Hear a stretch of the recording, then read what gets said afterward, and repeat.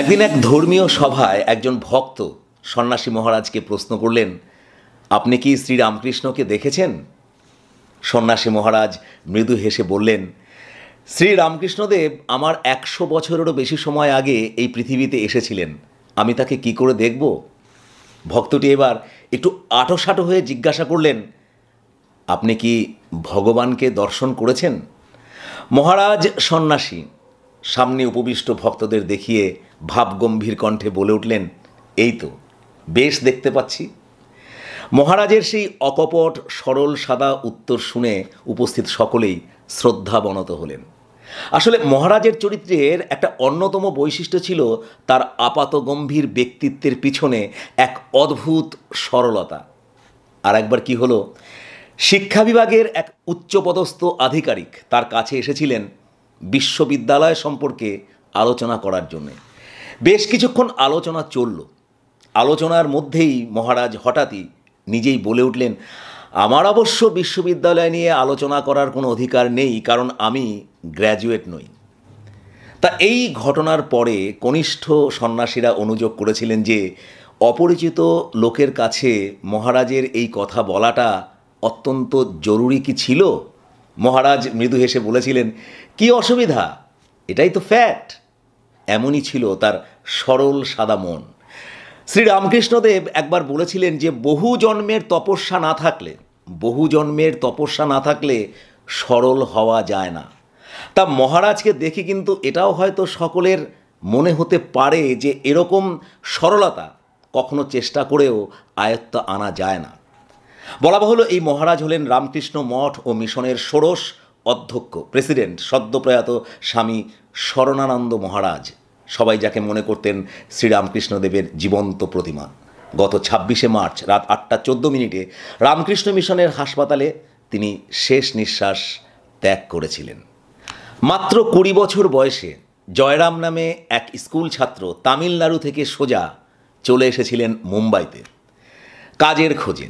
নিজের যোগ্যতাতে একটি কাজও তিনি জুটিয়ে নিয়েছিলেন। রিজার্ভ ব্যাঙ্ক অফ ইন্ডিয়াতে তিনি একটি চাকরি পেয়েছিলেন। আর চাকরি করার সাথে সাথেই তিনি নিজের পড়াশোনার কাজ শেষ করার জন্য সকালের একটি কলেজে ভর্তিও হয়েছিলেন। ফলে ভোর 4টে থেকে রাত 10:30 পর্যন্ত তাকে কাজ আর পড়াশোনা নিয়েই মুম্বাইতে সবসময় ব্যস্ত থাকতে হতো।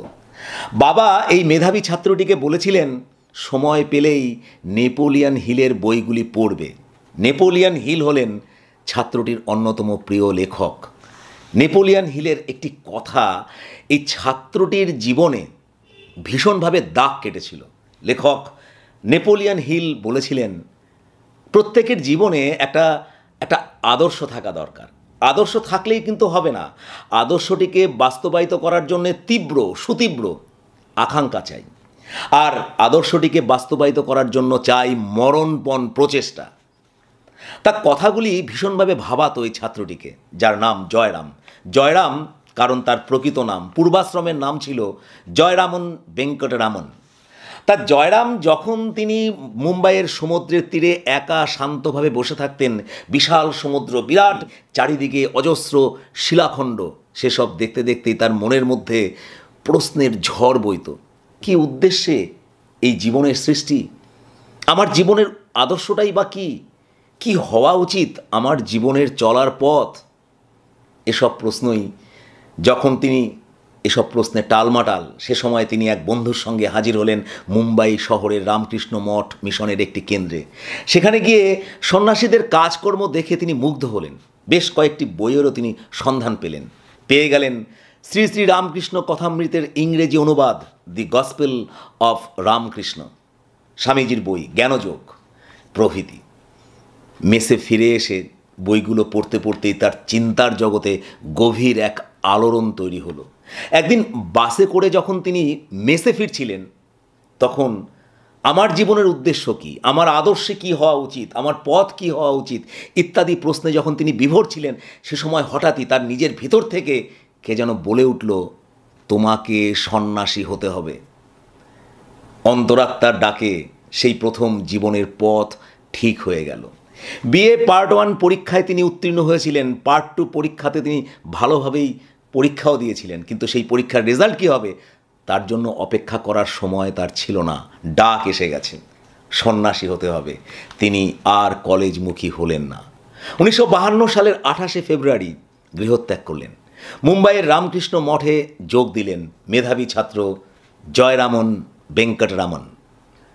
1952 সালের ডিসেম্বর মাসে মুম্বাইয়ের আশ্রমে উপস্থিত হয়েছিলেন রামকৃষ্ণ মঠ ও মিশনের 7ম প্রেসিডেন্ট স্বামী শঙ্করানন্দজি মহারাজ।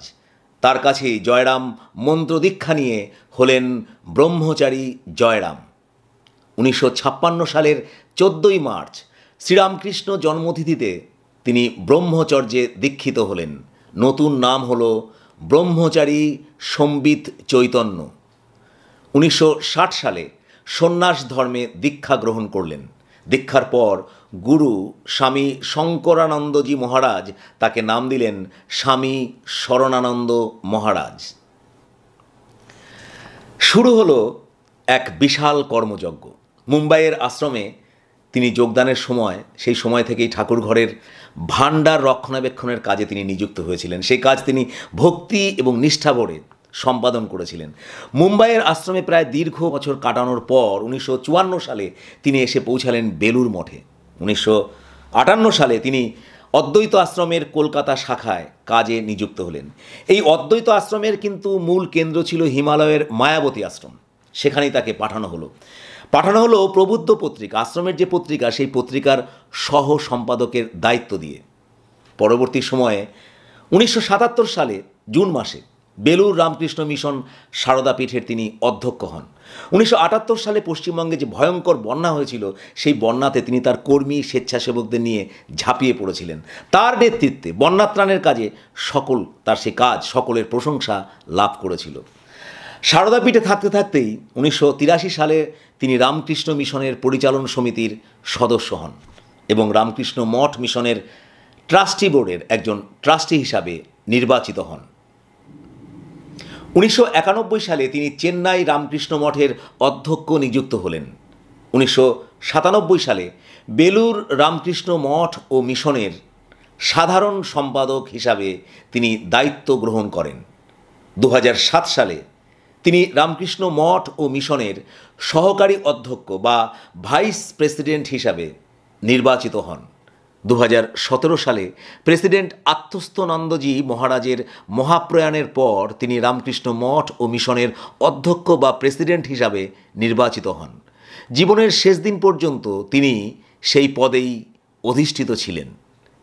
মৃত্যুর আগে পর্যন্ত তিনি মোট প্রায় 75,000 মানুষকে দীক্ষা দিয়েছিলেন।